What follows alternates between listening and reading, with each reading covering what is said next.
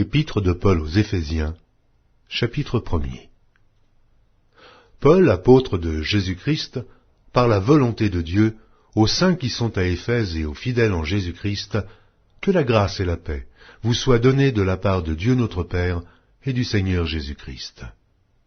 Béni soit Dieu, le Père de notre Seigneur Jésus-Christ, qui nous a bénis de toutes sortes de bénédictions spirituelles dans les lieux célestes en Christ. En lui, Dieu nous a élus avant la fondation du monde, pour que nous soyons saints et irrépréhensibles devant lui, nous ayant prédestinés dans son amour à être ses enfants d'adoption par Jésus-Christ, selon le bon plaisir de sa volonté, à la louange de la gloire de sa grâce qu'il nous a accordée en son bien-aimé. En lui nous avons la rédemption par son sang, la rémission des péchés, selon la richesse de sa grâce, que Dieu a répandue abondamment sur nous par toute espèce de sagesse et d'intelligence, nous faisant connaître le mystère de sa volonté, selon le bienveillant dessein qu'il avait formé en lui-même, pour le mettre à exécution lorsque les temps seraient accomplis, de réunir toutes choses en Christ, celles qui sont dans les cieux et celles qui sont sur la terre. En lui nous sommes aussi devenus héritiers, ayant été prédestinés suivant la résolution de celui qui opère toutes choses d'après le conseil de sa volonté, afin que nous servions à la louange de sa gloire, nous qui d'avance avons espéré en Christ. En lui, vous aussi, après avoir entendu la parole de la vérité, l'évangile de votre salut, en lui vous avez cru, et vous avez été scellés du Saint-Esprit qui avait été promis, lequel est un gage de notre héritage, pour la rédemption de ceux que Dieu s'est acquis à la louange de sa gloire. C'est pourquoi, moi aussi, ayant entendu parler de votre foi au Seigneur Jésus et de votre charité pour tous les saints, je ne cesse de rendre grâce pour vous, faisant mention de vous dans mes prières, afin que le Dieu de notre Seigneur Jésus-Christ, le Père de gloire, vous donne un esprit de sagesse et de révélation dans sa connaissance, et qu'il illumine les yeux de votre cœur, pour que vous sachiez quelle est l'espérance qui s'attache à son appel, quelle est la richesse de la gloire de son héritage qu'il réserve aux saints, et quelle est envers nous qui croyons l'infinie grandeur de sa puissance, se manifestant avec efficacité par la vertu de sa force. Il l'a déployé en Christ, en le ressuscitant des morts, et en le faisant asseoir à sa droite dans les lieux célestes, au-dessus de toute domination, de toute autorité, de toute puissance, de toute dignité, et de tout nom, qui se peut nommer non seulement dans le siècle présent, mais encore dans le siècle à venir. Il a tout mis sous ses pieds, et il l'a donné pour chef suprême à l'Église qui est son corps, la plénitude de celui qui remplit tout en tous. Épître de Paul aux Éphésiens, chapitre 2. Vous étiez morts par vos offenses et par vos péchés, dans lesquels vous marchiez autrefois, selon le train de ce monde, selon le prince de la puissance de l'air, de l'esprit qui agit maintenant dans les fils de la rébellion. Nous tous aussi, nous étions de leur nombre, et nous vivions autrefois selon les convoitises de notre chair, accomplissant les volontés de la chair et de nos pensées, et nous étions par nature des enfants de colère, comme les autres. Mais Dieu qui est riche en miséricorde, à cause du grand amour dont il nous a aimés, nous qui étions morts par nos offenses, nous a rendus à la vie avec Christ. C'est par grâce que vous êtes sauvés. Il nous a ressuscités ensemble, et nous a fait asseoir ensemble dans les lieux célestes en Jésus-Christ, afin de montrer dans les siècles à venir l'infinie richesse de sa grâce, par sa bonté envers nous, en Jésus-Christ. Car c'est par la grâce que vous êtes sauvés, par le moyen de la foi, et cela ne vient pas de vous, c'est le don de Dieu. Ce n'est point par les œuvres, afin que personne ne se glorifie, car nous sommes son ouvrage, ayant été créés en Jésus-Christ pour de bonnes œuvres que Dieu a préparées d'avance, afin que nous les pratiquions. C'est pourquoi Vous, autrefois païens dans la chair, appelés incirconcis par ceux qu'on appelle circoncis, et qui le sont en la chair, par la main de l'homme, souvenez-vous que vous étiez en ce temps-là, sans Christ, privés du droit de cité en Israël, étrangers aux alliances de la promesse, sans espérance et sans Dieu dans le monde. Mais maintenant, en Jésus-Christ, vous qui étiez jadis éloignés, vous avez été rapprochés par le sang de Christ. Car il est notre paix, lui qui des deux n'en a fait qu'un, et qui a renversé le mur de séparation, l'inimitié, ayant anéanti par sa chair les lois des ordonnances dans ses prescriptions, afin de créer en lui-même avec les deux un seul homme nouveau, en établissant la paix, et de les réconcilier l'un et l'autre en un seul corps, avec Dieu par la croix, en détruisant par elle l'inimitié.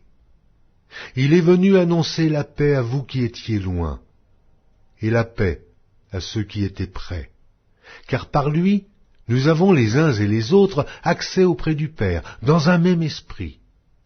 Ainsi donc, vous n'êtes plus des étrangers, ni des gens du dehors, mais vous êtes concitoyens des saints, gens de la maison de Dieu.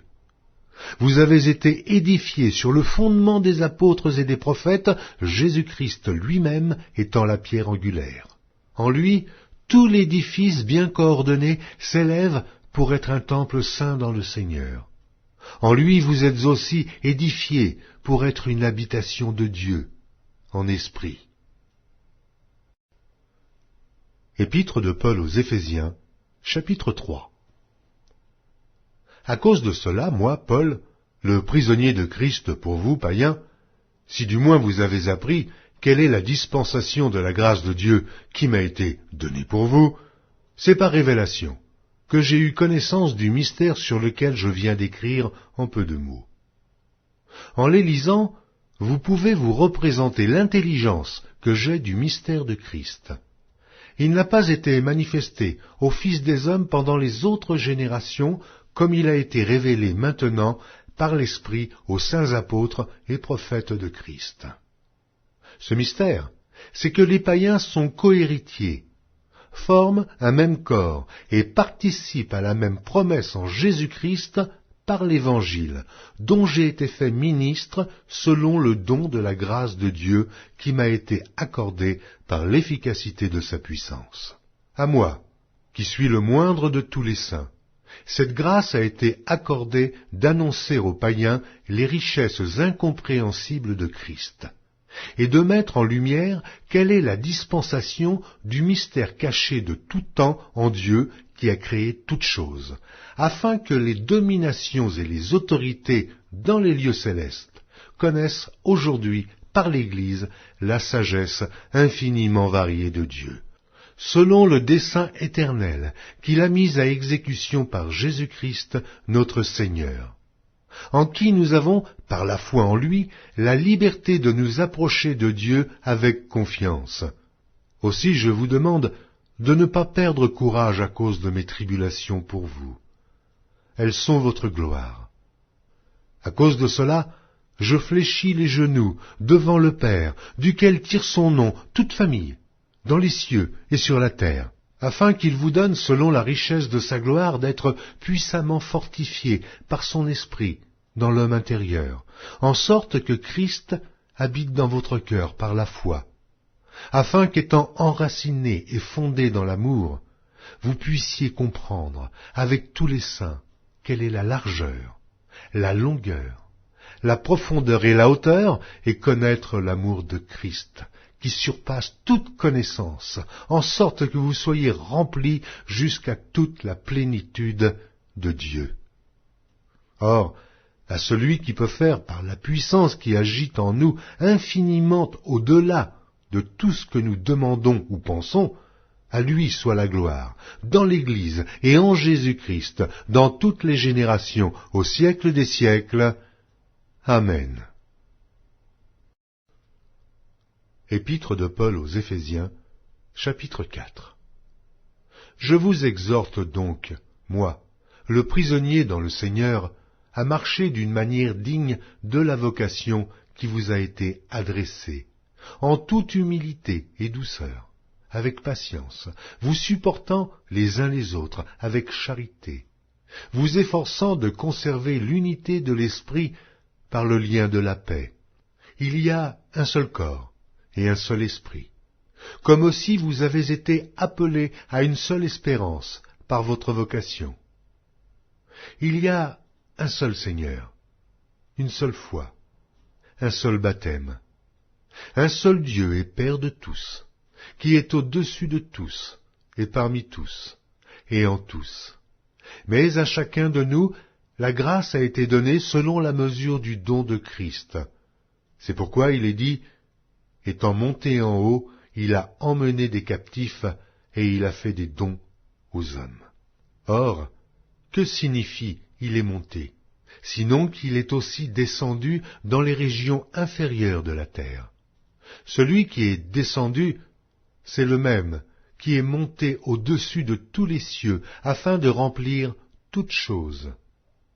Et il a donné les uns comme apôtres, les autres comme prophètes, les autres comme évangélistes, les autres comme pasteurs et docteurs, pour le perfectionnement des saints en vue de l'œuvre du ministère et de l'édification du corps de Christ, jusqu'à ce que nous soyons tous parvenus à l'unité de la foi et de la connaissance du Fils de Dieu, à l'état d'homme fait, à la mesure de la stature parfaite de Christ, afin que nous ne soyons plus des enfants, flottants et emportés à tout vent de doctrine, par la tromperie des hommes, par leur ruse, dans les moyens de séduction, mais que, professant la vérité dans la charité, nous croissions à tous égards en celui qui est le chef, Christ.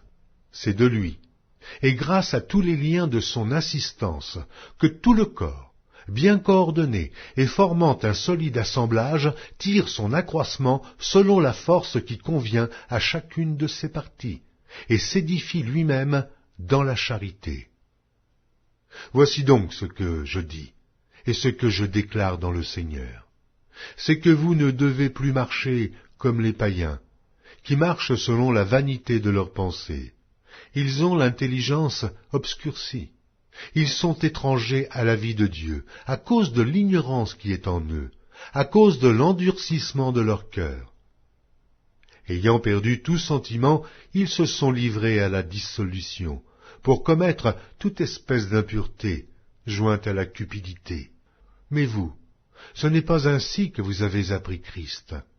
Si du moins vous l'avez entendu, et si, conformément à la vérité qui est en Jésus, c'est en lui que vous avez été instruits à vous dépouiller, eu égard à votre vie passée, du vieil homme qui se corrompt par les convoitises trompeuses, à être renouvelé dans l'esprit de votre intelligence, et à revêtir l'homme nouveau, créé selon Dieu, dans une justice et une sainteté que produit la vérité.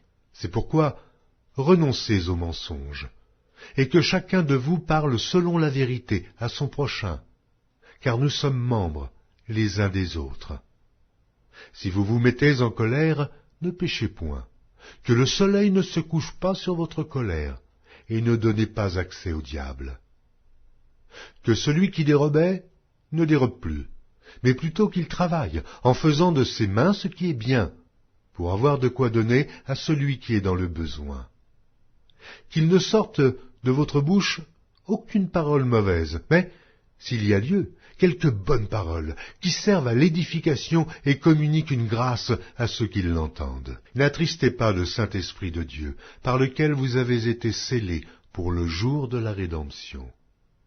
Que toute amertume, toute animosité, toute colère, toute clameur, toute calomnie, et toute espèce de méchanceté disparaissent du milieu de vous. Soyez bons les uns envers les autres, compatissants, vous pardonnant réciproquement, comme Dieu vous a pardonné en Christ. Épître de Paul aux Éphésiens, chapitre 5. Devenez donc les imitateurs de Dieu, comme des enfants bien-aimés, et marchez dans la charité, à l'exemple de Christ, qui nous a aimés, et qui s'est livré lui-même à Dieu, pour nous, comme une offrande, et un sacrifice de bonne odeur. Que l'impudicité, qu'aucune espèce d'impureté, et que la cupidité ne soit pas même nommée parmi vous, ainsi qu'il convient à des saints. Qu'on n'entende ni paroles déshonnêtes, ni propos insensés, ni plaisanteries, choses qui sont contraires à la bienséance, qu'on entende plutôt des actions de grâce, car, sachez-le bien, aucun impudique ou impur, ou cupide, c'est-à-dire idolâtre, n'a d'héritage dans le royaume de Christ et de Dieu. Que personne ne vous séduise par de vains discours, car c'est à cause de ces choses que la colère de Dieu vient sur les fils de la rébellion. N'ayez donc aucune part avec eux. Autrefois vous étiez ténèbres, et maintenant vous êtes lumière dans le Seigneur. Marchez comme des enfants de lumière, car le fruit de la lumière consiste en toutes sortes de bonté, de justice et de vérité. Examinez ce qui est agréable au Seigneur, et ne prenez point part aux œuvres infructueuses des ténèbres, mais plutôt condamnez-les. Car il est honteux de dire ce qu'ils font en secret. Mais tout ce qui est condamné est manifesté par la lumière, car tout ce qui est manifesté est lumière. C'est pour cela qu'il est dit, « Réveille-toi, toi qui dors. Relève-toi d'entre les morts, et Christ t'éclairera. Prenez donc garde de vous conduire avec circonspection, non comme des insensés, mais comme des sages. Rachetez le temps, car les jours sont mauvais. C'est pourquoi ne soyez pas inconsidérés, mais comprenez quelle est la volonté du Seigneur.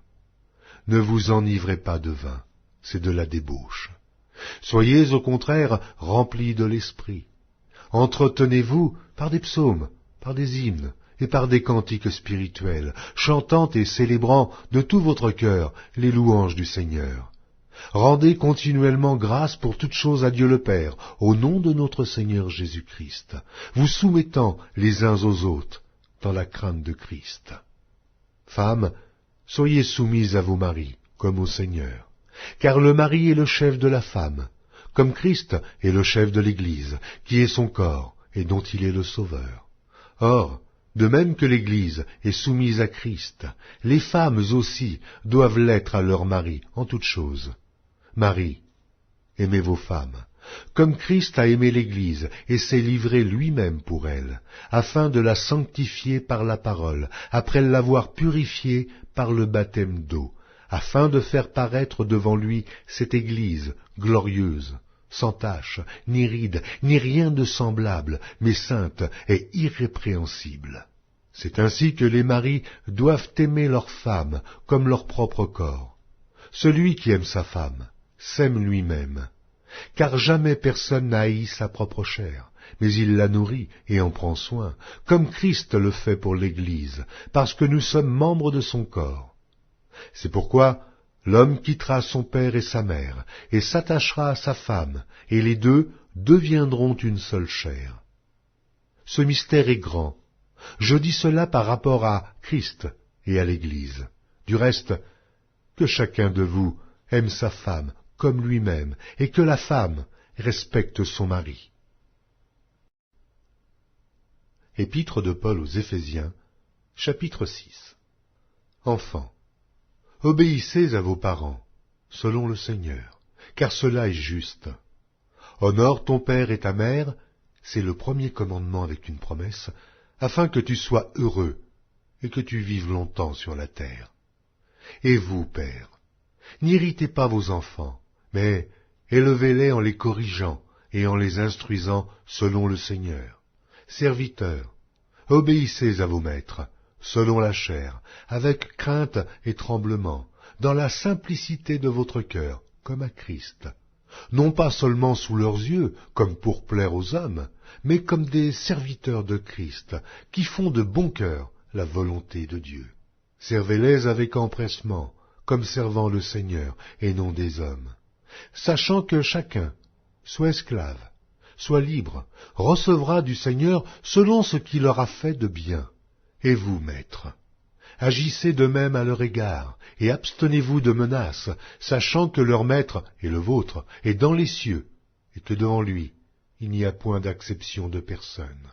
Au reste, fortifiez-vous dans le Seigneur, et par sa force toute puissante. Revêtez-vous de toutes les armes de Dieu, afin de pouvoir tenir ferme contre les ruses du diable. Car nous n'avons pas à lutter contre la chair et le sang, mais contre les dominations, contre les autorités, contre les princes de ce monde de ténèbres, contre les esprits méchants dans les lieux célestes. C'est pourquoi, prenez toutes les armes de Dieu, afin de pouvoir résister dans le mauvais jour, et tenir ferme après avoir tout surmonté. Tenez donc ferme, ayez à vos reins la vérité pour ceinture. Revêtez la cuirasse de la justice, mettez pour chaussure à vos pieds le zèle que donne l'évangile de paix. Prenez par-dessus tout cela le bouclier de la foi, avec lequel vous pourrez éteindre tous les traits enflammés du malin. Prenez aussi le casque du salut et l'épée de l'Esprit, qui est la parole de Dieu. Faites en tout temps par l'Esprit toutes sortes de prières et de supplications. Veillez à cela avec une entière persévérance et priez pour tous les saints. Priez pour moi, afin qu'il me soit donné, quand j'ouvre la bouche, de faire connaître hardiment et librement le mystère de l'Évangile, pour lequel je suis ambassadeur dans les chaînes, et que j'en parle avec assurance, comme je dois en parler, afin que vous aussi, vous sachiez ce qui me concerne, ce que je fais. Tychique, le bien-aimé frère et fidèle ministre dans le Seigneur, vous informera de tout. Je l'envoie exprès vers vous, pour que vous connaissiez notre situation, et pour qu'il console vos cœurs. Que la paix et la charité, avec la foi, soient données aux frères de la part de Dieu le Père et du Seigneur Jésus-Christ. Que la grâce soit avec tous ceux qui aiment notre Seigneur Jésus-Christ, d'un amour inaltérable.